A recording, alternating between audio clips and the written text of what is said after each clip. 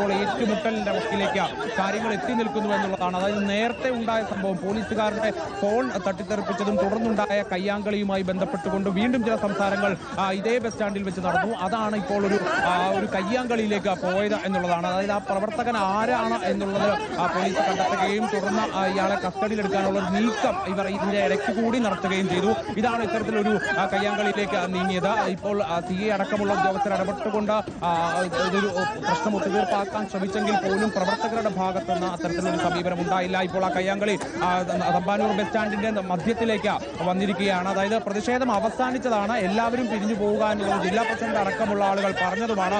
അതിനുശേഷമാണ് ഇപ്പോൾ ഇത്തരത്തിലൊരു സംഘർഷത്തിലേക്ക് പോയത്. അതായത് ഒരു പ്രകോപനവും ഇല്ലാതെ പോലീസ് ഉദ്യോഗസ്ഥന്റെ ഫോൺ തട്ടിത്തെറിപ്പിച്ചതാണ് വലിയൊരു കയ്യാങ്കളിയിലേക്ക് നേരത്തെ നീങ്ങിയതെങ്കിൽ അതുമായി ബന്ധപ്പെട്ടിട്ടുള്ള സംസാരങ്ങളാണ് ഇപ്പോൾ ഇത്തരമൊരു പ്രശ്നത്തിലേക്ക് നീങ്ങിയത്.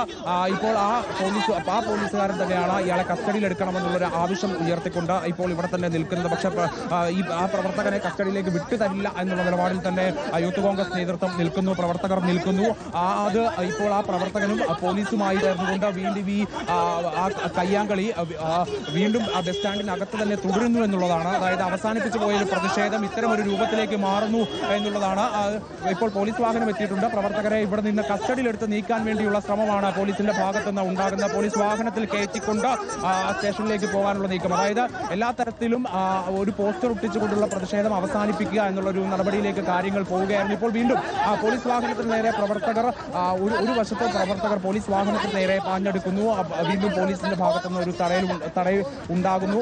രണ്ട് വശത്തായിക്കൊണ്ടാണ് ഇപ്പോൾ പോലീസും പ്രവർത്തകരും തമ്മിൽ ഇത്തരത്തിലൊരു കയ്യാങ്കളി നടക്കുന്നത് എന്നുള്ളതാണ്. CAയുടെ നേതൃത്വത്തിൽ തന്നെയാണ് ഈ പ്രവർത്തകരെ ഇത്തരത്തിൽ തടഞ്ഞുകൊണ്ട് കസ്റ്റഡിയിലെടുക്കാനുള്ള ഒരു നീക്കം നടക്കുന്നത്. എവിടെയോ അവസാനിക്കേണ്ടുന്ന ഒരു പ്രതിഷേധമായിരുന്നു. അതാണ് ഇത്തരത്തിൽ യാതൊരു പ്രകോപനവും ഇല്ലാതെയുള്ളൊരു ഒരു വലിയ രീതിയിലേക്ക് ഒരു കയ്യാങ്കളിയിലേക്ക് നീങ്ങിയത് എന്നുള്ളതാണ്. എല്ലാ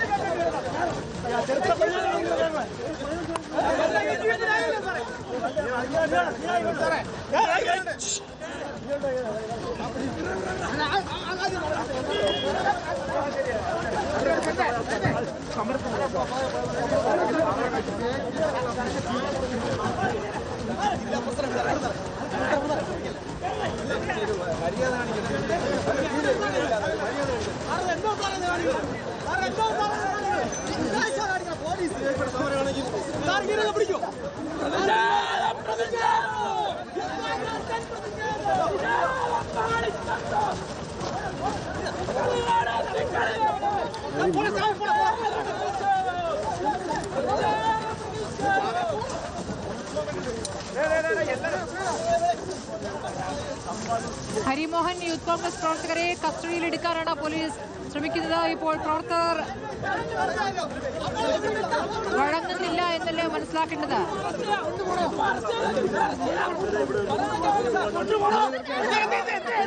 നീക്കത്തിനോട് പ്രവർത്തകരുടെ ഭാഗത്തുനിന്ന് കൃത്യമായി എതിർപ്പ് വരുന്നു. സ്വാഭാവികമായിട്ടും കസ്റ്റഡിയിലെടുക്കാൻ കൂടിയുണ്ടായിരുന്ന പ്രവർത്തകരും അനുവദിച്ചില്ല. അതായത് പോലീസുകാരനെതിരെ കയ്യാങ്കളി നടത്തിയിട്ടുള്ള പ്രവർത്തകൻ ഒപ്പം തന്നെ ഫോൺ വീണ്ടും പിടിയും വലിയുമാണ്. പ്രവർത്തകരെ കസ്റ്റഡിയിലെടുക്കാൻ പോലീസ് ശ്രമിക്കുന്നു, വഴങ്ങുന്നില്ല പ്രവർത്തകർ.